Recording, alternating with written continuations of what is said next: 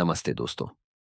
आज हम एक ऐसी कहानी पर बात करने जा रहे हैं जहां आस्था है, जहां विश्वास है, लेकिन साथ ही कुछ ऐसे सवाल भी हैं जो पिछले कुछ सालों से लोगों के मन में उठ रहे हैं। कर्नाटक का धर्मस्थल, एक प्रसिद्ध धार्मिक स्थल, नेत्रावती नदी के किनारे बसा हुआ, जहां हर साल लाखों श्रद्धालु दर्शन के लिए आते हैं। लेकिन 2025 में एक शिकायत ने इस जगह को राष्ट्रीय चर्चा का विषय बना दिया। ध्यान रहे, आज की वीडियो किसी निष्कर्ष पर नहीं पहुंचती। हम सिर्फ सामने आए तथ्यों, दावों और जांच की स्थिति को समझेंगे। धर्मस्थल दक्षिण कन्नड़ जिले में स्थित एक ऐतिहासिक तीर्थ स्थल है। यहाँ श्री मंजूनाथ स्वामी का मंदिर है। इस स्थान की एक विशेष पहचान है। यहाँ धर्माधिकारी व्यवस्था के तहत लोग अपने सामाजिक विवाद भी लेकर आते हैं। सालों से यह जगह न्याय और सेवा का प्रतीक मानी जाती रही है। लेकिन जुलाई 2025 में एक व्यक्ति ने, जो स्वयं को पूर्व सफाई कर्मचारी बताते हैं, पुलिस में एक गंभीर शिकायत दर्ज कराई। उनका दावा था कि 1995 से 2014 के बीच कुछ संदिग्ध घटनाएं हुई, जिन्हें कथित रूप से दबाया गया। उन्होंने यह भी कहा कि उन्हें कुछ स्थानों पर शव दफनाने के लिए मजबूर किया गया था। उन्होंने 13 संभावित स्थानों की जानकारी दी। ये आरोप सामने आते ही मामला तेजी से चर्चा में आ गया। ध्यान देने वाली बात, ये दावे उस व्यक्ति के बयान पर आधारित थे। उस समय तक न्यायालय द्वारा कोई पुष्टि नहीं हुई थी। बढ़ती जनचर्चा के बाद राज्य सरकार ने एक विशेष जांच दल SIT का गठन किया। 29 जुलाई 2025 से नेत्रावती नदी के किनारे और आसपास बताए गए स्थानों पर खुदाई शुरू हुई। कुछ स्थानों पर मानव अवशेष मिलने की खबर सामने आई। उन्हें फॉरेंसिक जांच के लिए भेजा गया। हालांकि कई अन्य स्थानों पर किसी बड़े पैमाने के दफन का स्पष्ट प्रमाण नहीं मिला। जांच जारी रही। जैसे ही यह मामला सामने आया, कुछ पुराने अनसुलझे मामलों की फिर से चर्चा शुरू हो गई।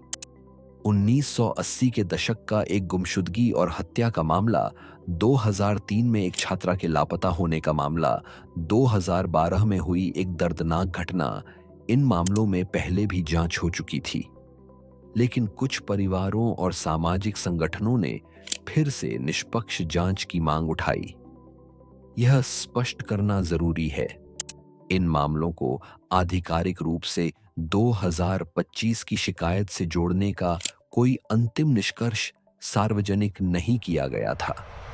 कुछ सामाजिक कार्यकर्ताओं ने RTI के जरिए जानकारी निकाली, जिसमें 2001 से 2011 के बीच कई अप्राकृतिक मौतों का उल्लेख था।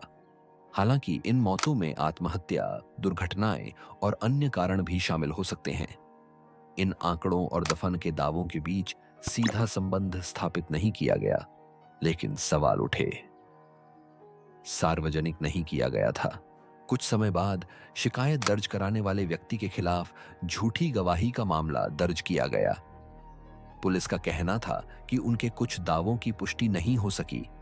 वहीं कुछ सामाजिक संगठनों ने निष्पक्ष और पारदर्शी जांच की मांग जारी रखी। मंदिर प्रशासन ने सभी आरोपों को निराधार बताया और जांच में सहयोग की बात कही। ऐसे मामलों में भावनाएं स्वाभाविक रूप से तेज हो जाती हैं।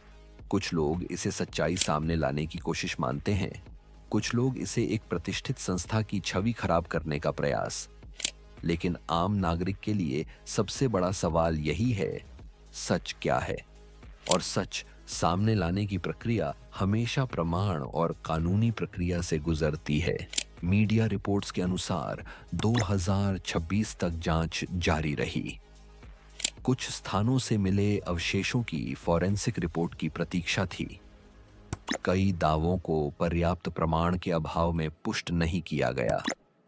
अंतिम निष्कर्ष अभी भी कानूनी प्रक्रिया पर निर्भर है। दोस्तों, आस्था और न्याय दोनों महत्वपूर्ण हैं। अगर कोई आरोप लगता है तो उसकी निष्पक्ष जांच होनी चाहिए, लेकिन जब तक प्रमाण सामने न आए तब तक किसी निष्कर्ष पर पहुंच जाना भी उचित नहीं।